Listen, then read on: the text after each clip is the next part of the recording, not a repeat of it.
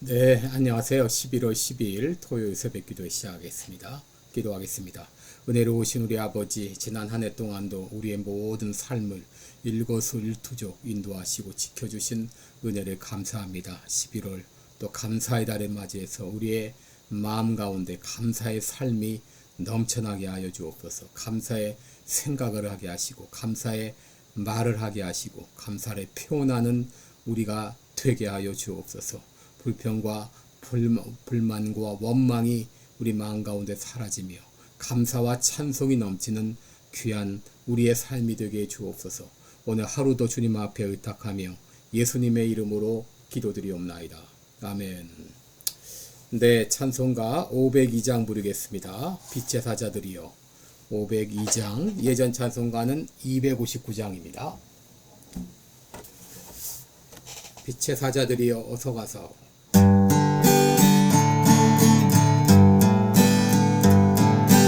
빛의 사자들이여 어서 가서 어둠을 물리치고 주의 진리 모르는 백성에게 복음의 빛 비춰라. 빛의 사자들이여 복음의 빛 비춰라. 괴로워도 밤 밝게 비춰라. 빛의 사자들이여 선한 역사 위하여 힘을 내라. 주 함께 하시겠네. 주의 크신 사랑을 전파하며 복음의 빛 비춰라. 빛의 사자들이여 복음의 빛 비춰라. 괴로워도 밤 밝게 비춰라. 빛의 사자들이여 주님 부탁하신 말 순종하여 이 진리 전파하라. 산을 넘고 물 건너 힘을 다해 복음의 빛 비춰라. 빛의 사자들이여 복음의 빛 비춰라. 괴로워도 밤 밝게 비춰라. 빛의 사자들이여 동서남북 어디나 땅끝까지 주님만 의지하고 눈 어두워 못 보는 백성에게 복음의 빛 비춰라. 빛의 사자들이여 복음의 빛 비춰라. 괴로워도 밤 밝게 비춰라. 빛의 사자들이여. 아멘.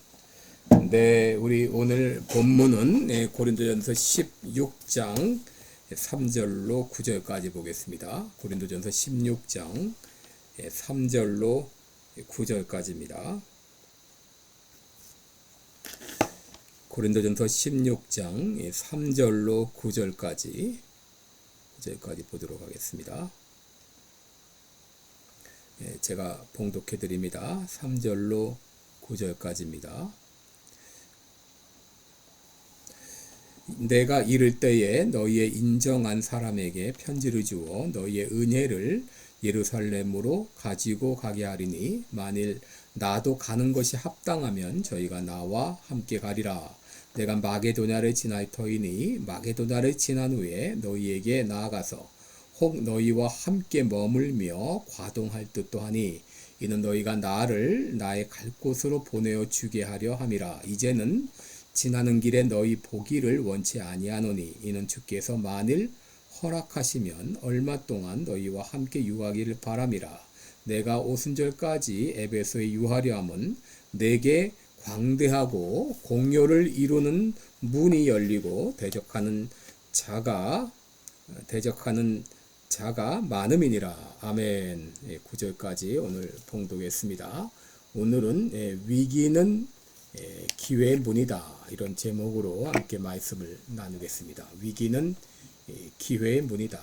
여러분, 오늘날 세계적으로 참 엄청난 그런 위기 상황 가운데 있습니다. 2년 전에 시작됐던 이 코로나19 차이니스 바이러스가 아직도 계속되고 있는 상황이고, 또 우크라이나 러시아 전쟁으로 말미암아 이로 인해서 전 세계가 경제적인 몸살을 앓고 있습니다. 이것 때문에 가정과 이 개인이 느끼는 이 고통이 점점 심화되고 있고, 또 여러분 나라도 마찬가지고 교회도 여러분 예전 같지 않습니다. 한국에 있는 교회들은 주일학교 혹은 청소년부, 청년부가 거의 사라지는 추세이고, 그리고 미국에 있는 이민교회도 이민자와 유학생들의 감소로 또 이 교회마다 노령화 현상을 겪고 있습니다. 한마디로 모든 것이 총체적인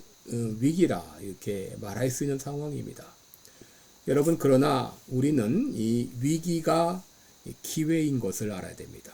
여러분, 위기는 위험과 기회라는 말의 합성어죠. 여러분, 케네디 대통령은 위기 속에서 위험을 경계하되 기회가 있음을 명심하라, 이런 말을 했고, 존 크리벨이라는 사람은 인간의 극한 상황은 하나님의 기회다, 이런 말도 했습니다. 여러분, 오늘 본문을 보면 사도 바울이 고린도 교회를 방문할 것인지 말 것인지 여러 가지로 고심하고 있는 그런 면을 보게 됩니다. 3절을 보시면 내가 이를 때에 이렇게 말함으로써 고린도 교회를 방문할 뜻을 비칩니다. 그래서 자신의 편지를 고린도 교회 대표로 너희의 은혜라고 하는 것은 고린도 교회가 마련한 선물을 말합니다. 그 선물을 이제 예루살렘에 전달하게 하겠다, 이렇게 말을 했는데, 이 4절에 보시면 자신도 예루살렘에 같이 갈 수 있으면 가겠노라. 이 고린도에 갔다가 예루살렘에 같이 가겠다는 그런 얘기죠.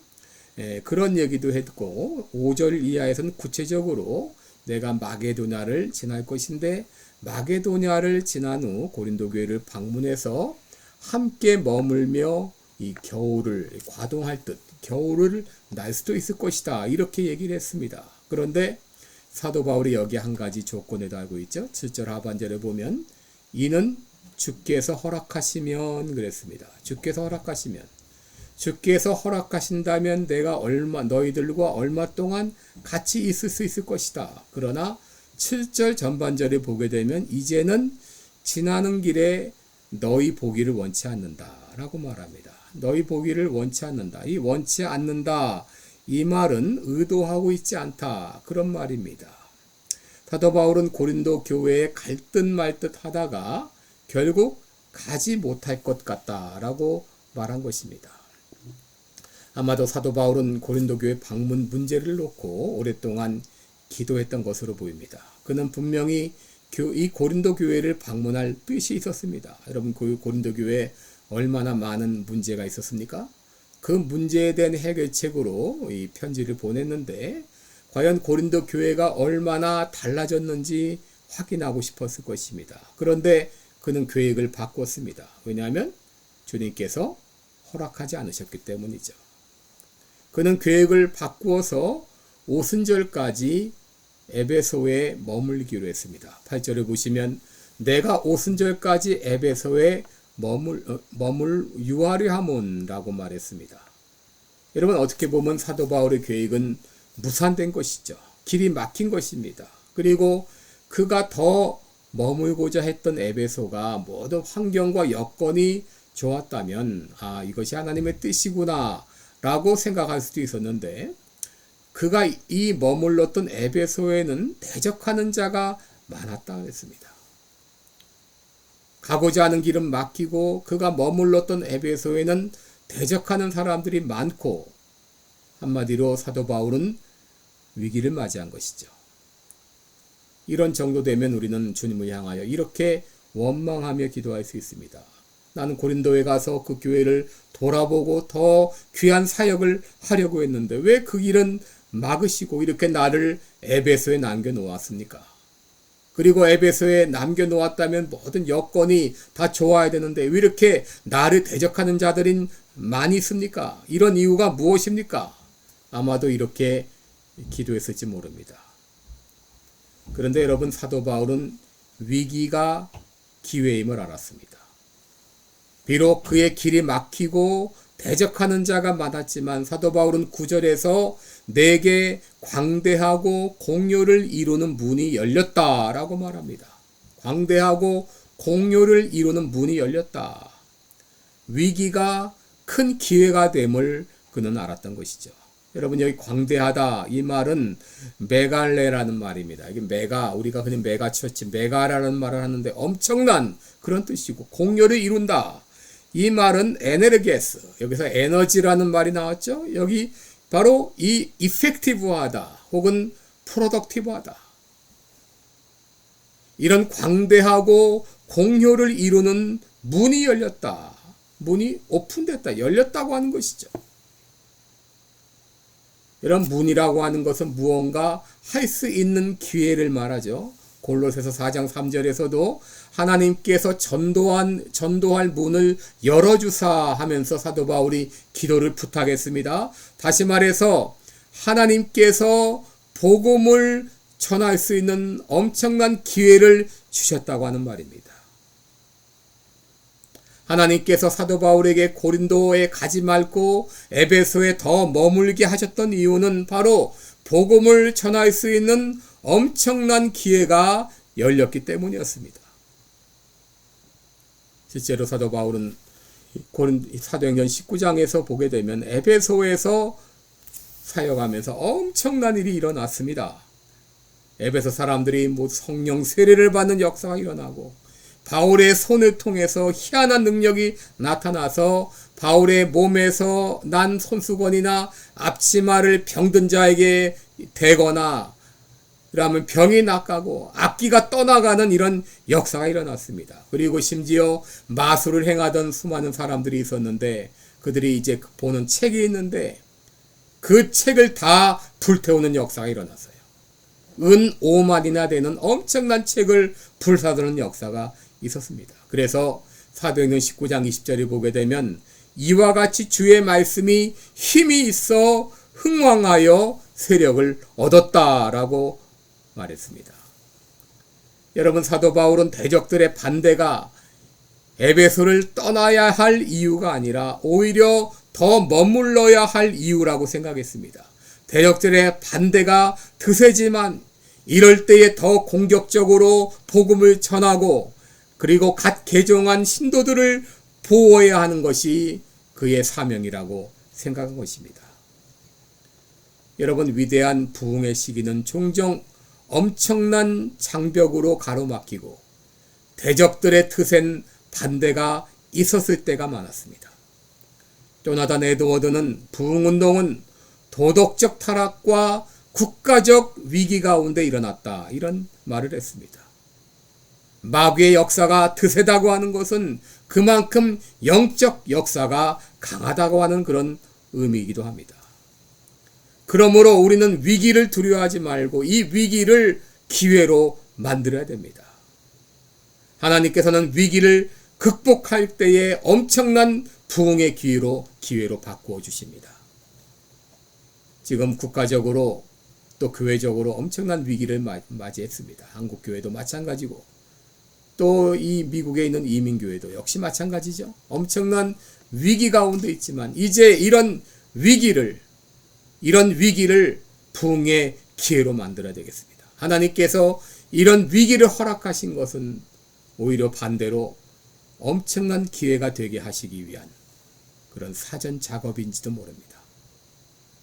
가장 캄캄한 밤에 샛별이 떠오르기 시작하듯이 하나님께서 이런 엄청난 위기 가운데 놀라운 기회로 반전시켜 주실 것을 믿습니다. 기도하겠습니다. 은혜로우신 우리 아버지, 사도 바울이 참 길이 막히고 엄청난 대적으로 장벽으로 부딪혔을 때 오히려 그것을 에베소 교회의 에베소 지방의 놀라운 부흥의 기회로 만들어 주신 것, 이 귀한 말씀을 기억하면서 지금 내가 처한 상황이 엄청난 위기일지라도 이 위기를 바꾸어서 부흥의 기회로 만들어 주실 것을 믿습니다. 주님 앞에 감사드리며 예수님의 이름으로 기도드리옵나이다. 아멘. 네, 여러분 오늘도 복된 하루 되시고요. 또 내일 주일을 맞이해서 특별히 기도해 주시기를 바랍니다. 고맙습니다.